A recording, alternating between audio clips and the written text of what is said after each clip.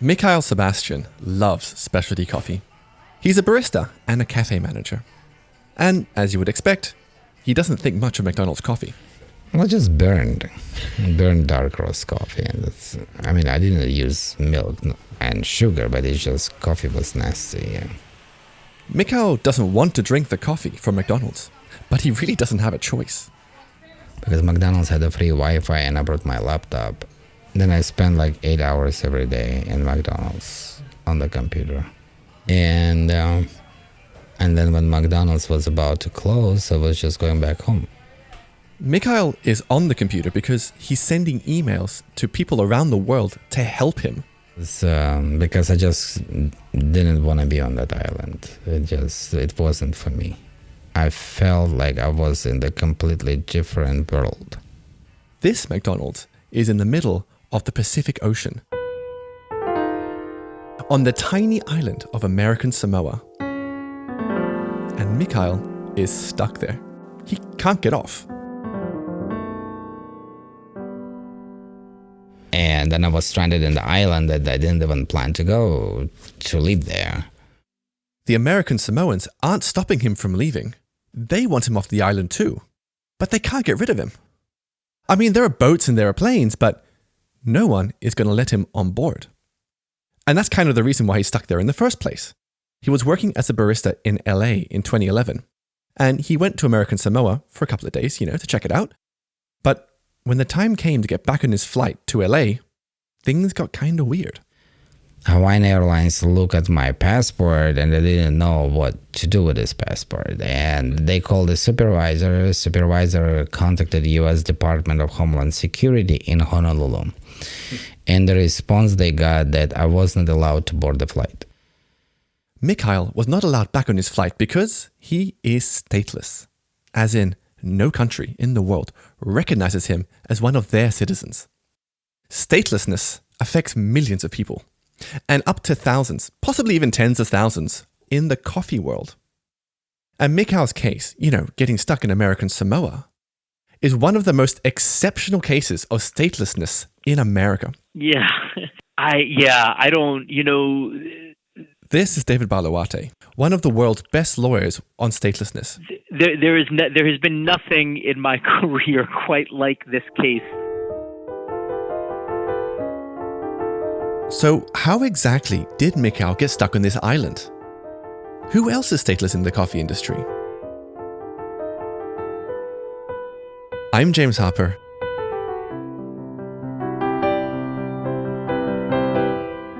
And this is Filter Stories. The untold stories hidden in your cup of coffee.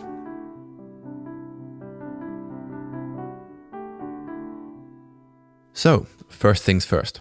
How did Mikhail become stateless? Well, Mikhail was born in the former USSR. But as the USSR is disintegrating, he and his family get caught on the wrong side of a war between Armenia and Azerbaijan.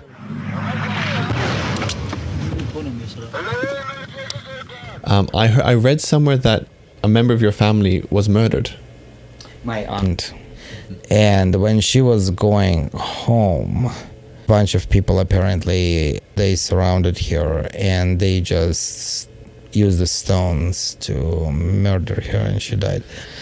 And that's when my parents were pushing us to leave the Azerbaijan quickly. Mikhail and his family eventually end up in Turkmenistan. Here, his family feels safe from the violence. But not Mikhail, because he has something new to fear. Being homosexual, it was a taboo, and it was not accepted openly at all. And if parents gonna find out, that they might gonna kick you out from the house, and you might gonna end up in jail, or you're gonna be beaten up or killed. So it's kind of either one. So Mikhail is now in his early 20s. He's got a job as an English translator in Turkmenistan. And then he gets a break. He's asked to visit America and translate for a government minister who's getting surgery in Texas. So Mikhail lands in Texas, and all the while he's thinking to himself, took a mountain of paperwork to get me out of Turkmenistan in the first place, and it could be years before I get another chance to leave.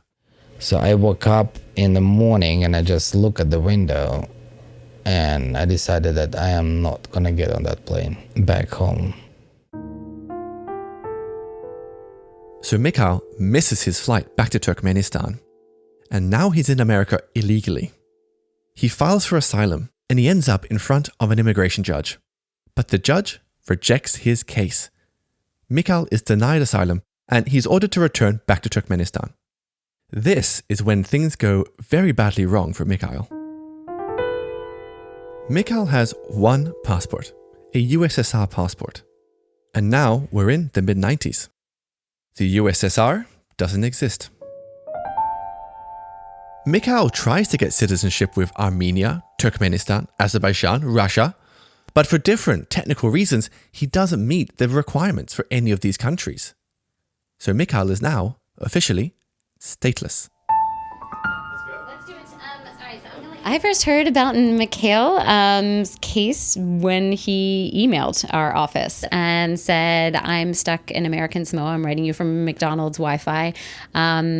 I can't get from the United States back to the United States. Please help me out. This is Lindsay Jenkins, a case officer for the United Nations High Commission for Refugees. I hopped on an Amtrak to meet her because I wanted to know more about statelessness and where it shows up in the coffee industry. And this matters to us coffee drinkers because there is a good chance that you have enjoyed a coffee that was picked or brewed by a stateless person. And statelessness, to give people an idea, it's almost like an invisible curse because everyone around you has statehood and you don't. But what does that mean in terms of like day to day? People who are stateless face severe vulnerabilities to exploitation. You know, they're oftentimes living in the shadows. They don't have work authorization. They don't have an identity document. Coffee production and exploitation have gone hand in hand for most of coffee's history. And statelessness makes the situation even worse. Here's a hypothetical example. In the Dominican Republic, thousands, possibly tens of thousands, of stateless people of Haitian descent pick coffee. Now, the Dominican farm owner might demand that his pickers not take any breaks, despite working 12 hours under a hot tropical sun. Now, there could be a law that makes this illegal in the Dominican Republic, but that law might only apply to people who have a nationality. Stateless people are on their own. Turning back to Mikhail. After the US immigration judge rejects his asylum case, Mikhail is apprehended by immigration authorities and spends 6 months in a detention center. And this is all too common for people who are stateless. The government is trying to remove you somewhere, and so they'll detain you and hold you while they're trying to find a country to accept you, but you're not a citizen of any country in the world, so no one wants to accept you. The US immigration authorities eventually release Mikhail because they just don't know what to do with him. And they cut him a bit of slack. They offer him a legal work permit. So Mikhail then lives in Texas for over a decade working as a travel agent. And it's here that he discovers one of his biggest passions. I love travel. The places that I was really intrigued was like Liechtenstein, Luxembourg, San Marino. Why? Well, because there's something unique about them. You know, like they're small, they hardly know, nobody goes there. Mikhail catches the travel bug. He zips across America, Hawaii, Puerto Rico, Alaska. But there are limits to how far he can travel. He may never leave the USA. If he does, he will trigger his deportation order and the US will not let him back in. And because he can't leave and come back, Mikhail doesn't get a chance to see his family year after year after year. For all this time you were in America, you didn't have a chance to go back to see your mother. Yeah. So when you left in 1995, when was the last time you saw her? I haven't seen her since I left Soviet Union. Your father? My father died, yeah. I mean, I didn't know that he died because I have not been told before, but I don't even say it. I don't talk about it. Okay. That's one of the hard things about being stateless, is that disconnect with family. Yeah, completely.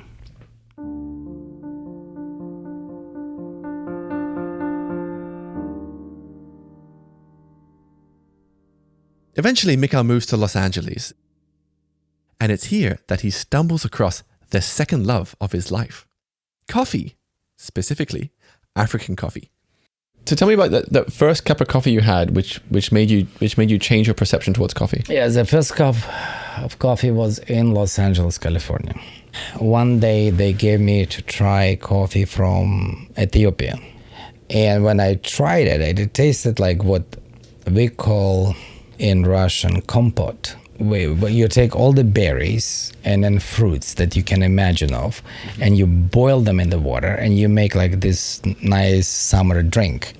Mikhail falls so in love with this cafe, he starts to work there too. And this is not uncommon for stateless people. Many will gravitate towards the hospitality sector because, unlike large corporations, many hospitality jobs don't require background checks and other formal paperwork. And now, despite being stateless, Mikhail's life is kinda falling into place. I love what I was doing, and I had friends, I have great customers. He gets trained by Charles Babinski, a US barista champion, and he even allows himself to dream of owning his own cafe. I would love just, if I could, I just want to have a coffee shop that actually will be serving only African coffees, yeah. So Mikhail's been working flat out in this cafe for over a year, and it's finally time for a break. And also a chance for him to indulge in his passion for traveling to tiny, faraway places. It was New Year coming up. When I look at the map, and I saw a little dot that's about American Samoa, somewhere in South Pacific. And South Pacific, I never been there, so I wanted kind of like to explore. Now, Mikhail knows that American Samoa is a US territory, which is a different thing from a US state.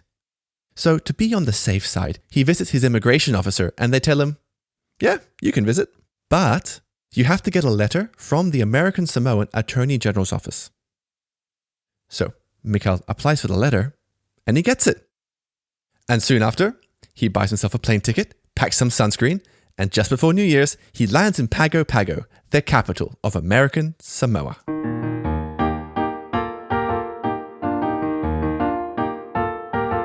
What were your first impressions of American Samoa? Samoa, it's not a touristic place. This whole thing turns out to be an underwhelming experience for Mikhail.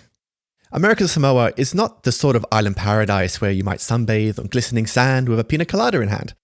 It's more of a steep, jagged rock piercing through the ocean. Mikhail learns this the hard way. But anyway, after 4 days, he heads to the airport to get back to his job in LA. And we know what happens next. How did you feel? I felt devastated a bit. Well, because, I couldn't go back. And I had the apartment, I had my belongings, and I had my job. It feels like your entire life just all of a sudden just pressed the stop button. Well, it did. After Mikhail is refused on the flight, he goes to the American Samoan Attorney General's office to get some help. And that's where he meets Valerie. Valerie is a lawyer working for the Attorney General, and she cannot believe what has washed up on her desk. He was like a coconut floating in the vast, vast ocean. You'll be out on a boat like 2-3 hours out or something like that on a boat, and all of a sudden you see a coconut. It's just like no one would ever find it. For starters, she cannot understand why Mikhail or any tourist would visit the island in the first place. There are no tourists in Samoa, American Samoa. Mikhail was the only tourist I had met. Does he But is it a beautiful country? I mean, can you understand it from he wanted to see a beautiful tropical island? Yeah, but he's not a hiker, I don't think. I don't think he doesn't suntan, he doesn't swim, he doesn't fish. And Mikhail, I think, had enough money for, let's just say, $50 on him. So he had no money traveling across the world for no purpose, to see nobody, and to do nothing. Unless he can tell you otherwise. I mean, maybe I'm misunderstanding the situation. Mikhail has so little money, he can't afford another night on the island, so Valerie finds some government money to put him up with a local family. As Valerie digs into Mikhail's case, she discovers he made a serious blunder. For one day, I flew to Western Samoa. It was Polynesian Airlines, small little plane. It's like 20 minutes flight. Like a little propeller plane? Yeah, exactly, yeah.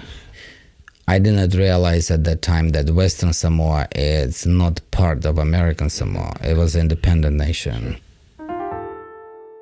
So in a nutshell, Mikhail hopped on a plane to Samoa, as in the country of Samoa, for a day or so before heading back to American Samoa, US territory again.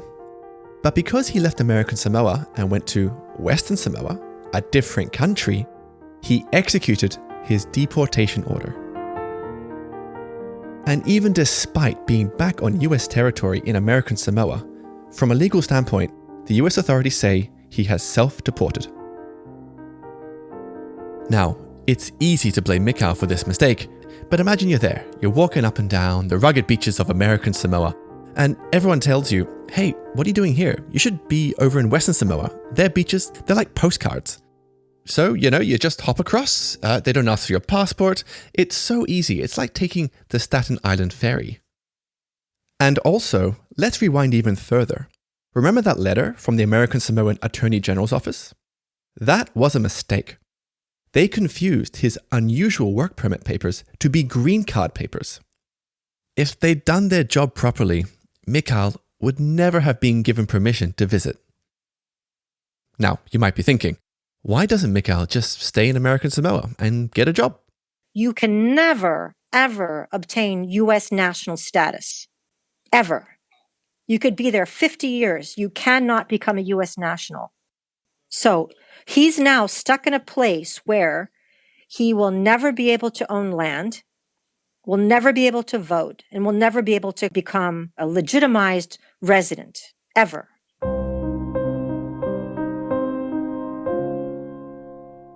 Valerie, the lawyer living in American Samoa, is now doing everything she can to get Mikhail off this island.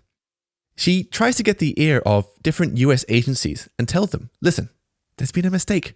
Just let him back in. I wrote to everybody and I pled my case. No one lifted a pinky to do anything. And everybody said, we cannot help an illegal person in the States who self-deports. Oh no. It was like one of those growing momentum of, just how bad it was. Weeks go by and Mikhail gets more and more restless. And then, so he was coming in daily. It would be the equivalent of someone going into a restaurant and going into the kitchen area and standing next to the cook saying, is it ready? Is it ready? Now is it ready? Is it ready now? Like that. So it was like, no, it's not ready. Go sit at your house. And soon, Mikhail's frantic desperation morphs into depression. So the daily life, he did not take advantage. It wasn't like he said, okay, well, I'm going to be here. I might as well go and volunteer. And again, I think this is part of the just psychology of how awful. It's almost like when you're unemployed. You often sit around and you gain weight and your skin's crappy and because you're unemployed. It's really not the time to be out hiking and bowling and partying with your friends. You're depressed. There are other stateless people in the coffee world who feel just as hopeless and unwanted as Mikhail feels. Take Mohammed. He's a stateless person living in Côte d'Ivoire. UNHCR profiled his story in 2015. He was born in neighboring Burkina Faso, but his parents died when he was very young and his uncle brought him to Côte d'Ivoire, where he now lives. And Mohammed grows coffee in his village. And to sell his coffee, he travels to neighboring towns. But that's where policemen and military people will often stop him, and they will discover that he has no identity papers. That's when they demand very expensive bribes to let him go. This is so stressful and expensive for Muhammad that he has resigned himself to never leaving his village for the rest of his life. Back on the island, Mikhail begins pulling it together. He stops nagging Valerie and begins spending up to 8 hours a day at his local McDonald's. Breathing in the aroma of deep fried potatoes, Mikhail sends out Facebook messages, he tweets, he blogs, he talks to news agencies. The McDonald's Wi-Fi carries his SOS signal across the ocean. 39-year-old Mikhail Sebastian was born in the former Soviet Union. He even bags a slot on NPR. I come to McDonald's every day from 7 a.m. to 6 p.m. because that's the only place I can use the Wi-Fi. Do you have any sense of when or whether, in fact, you will ever be allowed to return to the U.S.? I hope that the situation will be resolved because I lived 16 years in the United States, and the United States is the only home and country I know, and I don't have any other place to go. I really don't. My job, my friends, I started there. I integrated within American society and assimilated. And I don't have any other consulate or embassy to turn around and look for protection who will be able to advocate on my behalf but the United States.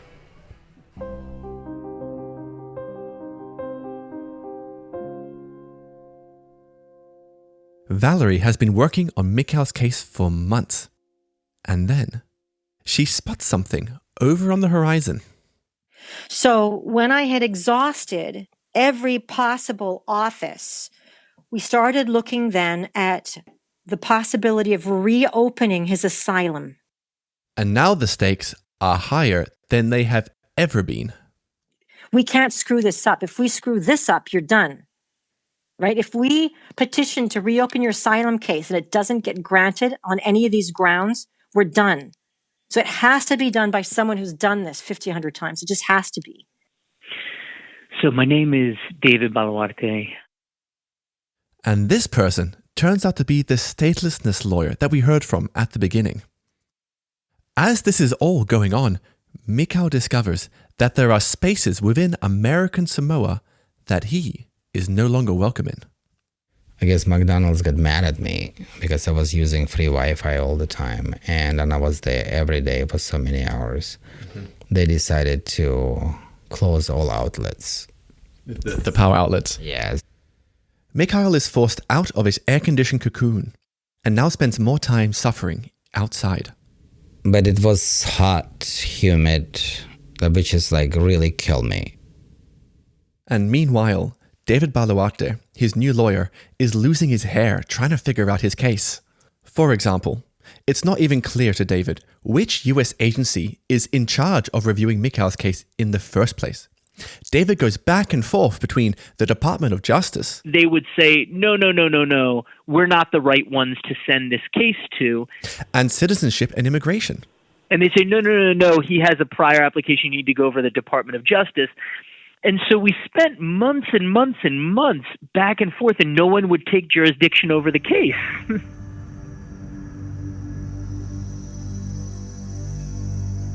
Mikhail was born in the former Soviet Union. And in the meantime, UNHCR flies a film crew to American Samoa to capture Mikhail's life and use his predicament to raise awareness of statelessness in the USA.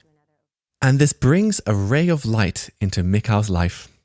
I asked them if they can bring me some coffee from coffee shops. How did that feel?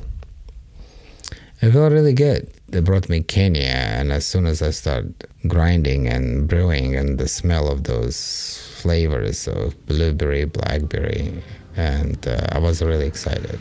It was like a taste of being free.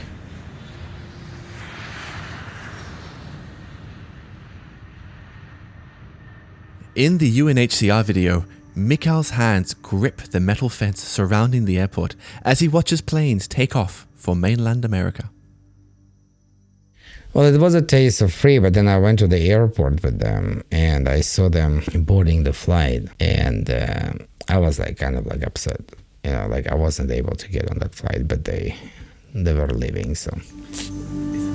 Statelessness takes all human away from you, and it demonizes you a lot, and you start thinking about so crazy stuff. And I was thinking about suicide on many occasions, but something stopped me.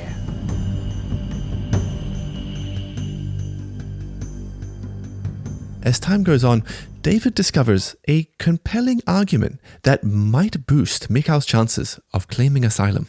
Over the years, while Mikhail was in the United States, he came out as a gay man, and it became clear sort of years later that, if he were to apply for asylum based on harm that he would suffer, in relation to his sexual orientation, that would probably be a compelling asylum case. David wins the case. Mikhail is finally allowed back to mainland America. Do you remember the day when you got the response, the positive response? I do remember the tremendous relief that I felt after, at that point it had been years. As a lawyer, I was also quite frustrated by that point. So how did it feel getting on that flight back to US mainland? It was good. It was just a sense of finally getting your freedom back. Mikhail lands back in LA and he heads to the cafe where he used to work over a year ago. Just finally felt that I'm drinking the best cup of coffee that I missed for so many years. What were the flavors? When I tried Ethiopia, which back to go to Ethiopia, it was more like floral. It was like a bouquet of flowers. And I felt finally that I didn't lose my senses of the tastings. You were afraid that you were so out of practice that you wouldn't be able to perceive the flavors. I was drinking all this crap coffee in McDonald's. I was thinking that when I'm going to get there, I'm going to have a problem identifying flavors.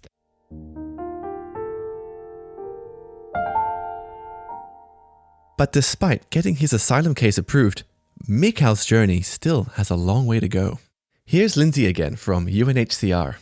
Mikhail is still not a citizen of any country at this point. So he's still stateless right now, today. And not just Mikhail. The list of stateless people in coffee includes the Hill tribe people in northern Thailand who grow Arabica coffee, indigenous Central Americans, some of whom may have been born in Panama but migrated to Costa Rica to work the coffee fields, even ethnically Russian coffee shop owners in Latvia and Estonia. Which is why maybe your coffee tomorrow morning will have been grown, picked, or brewed by a stateless person. Turning back to Mikhail, despite being stateless, Mikhail has managed to get a refugee travel document. It allows him to travel to different countries while still being allowed back into the United States. It is, though, a huge pain for him because it's expensive. And he has to apply for a new one every single year. And I got it. And then my first trip was to Ethiopia. The reason why Ethiopia is because I started with the coffee because of Ethiopia. And Ethiopia is considered the birthplace of coffee. So I really want to go to see this place and how they produce this incredible, beautiful coffee. How did it feel being abroad? I felt great. I had the tears, and that because it was my first international flight and was with Ethiopian Airlines from Washington, and plus I was going to the birthplace of coffee, so that was kind of, for me, was very special.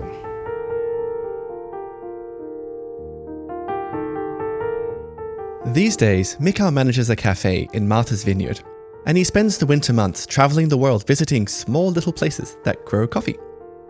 He is hoping he will get the papers soon to become a US citizen, and so he can live a life free from the curse of statelessness.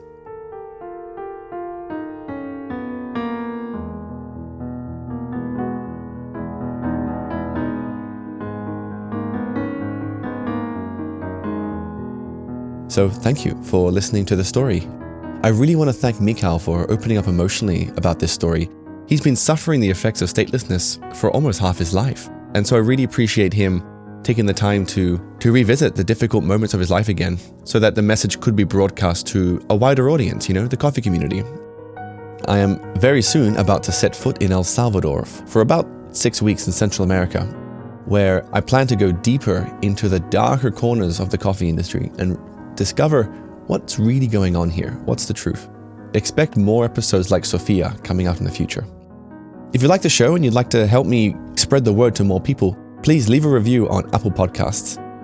Filter Stories is this teeny, tiny show in a sea filled with these giant marketing monsters, and every review on Apple Podcasts goes such a long way, so thank you so much. I want to give 2 quick thanks here. A big thanks to Dom Edgley, who's a production whiz that made everything in this episode sound super slick and smooth. If you need sound work, hire him out. Go to domedgleysound.com. And a big thanks also to the team at Headquarters. They created the Filter Stories logo, and if you need any branding or packaging design stuff, check out headquarters.studio too. You can follow my travels through Central America by following Filter Stories on Instagram. And don't forget, in the episode description, you'll see a link to the Filter Stories newsletter.